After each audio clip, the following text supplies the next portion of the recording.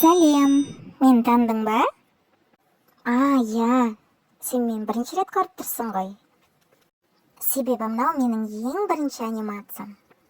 Давай танысайық. Менің атым Аконя. Балалық шағым ауылда өткен қарапайым қызбын. Кішкентай кезімде Ой, шілейбіндей кішкентай емеспін енді. Я, осындай. Где-то 5-6 жас кезім ғой. Анашым жұмысқа кеткен. Ал мен далада балалармен ойнап, үлкен істің тындырғандай шаршап үйге келе жатыр. Қарным ашып тұр. Үйде тамақ жоқ. Себебі анашым тамақты кешке дайындайтын.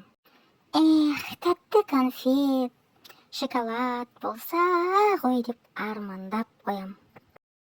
Қарасам, жолдың шетінде 1-2 пакет тұр. Ал жан жағымда ешкім көрінбейді. Пакетті ашып қарасам, іші толы конфет, печенье, шоколад. Пакеттерді аласап үйге қарай зытқансың ғой.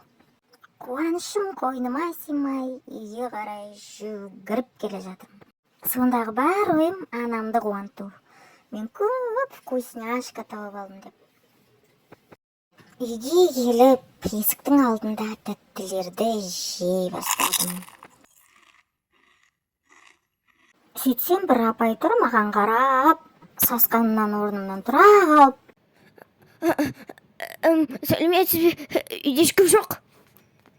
Соның арасынша мамам келді. Оказывается, жаңағы пакеттер сол кісінікі екен. Пакеттерін жолға қойып, өзі бір үйге кіріп кеткен ғой 4-5 минутке. Ана кісі мамама, қызым продуктымды ұрлап кетті деп айтты. Мамам ұяттан жерге кіріп кете жаздады.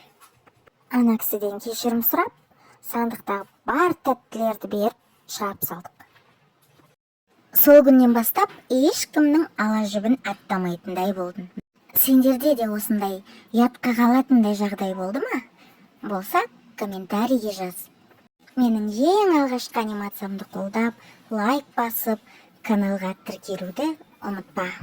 Сау бол.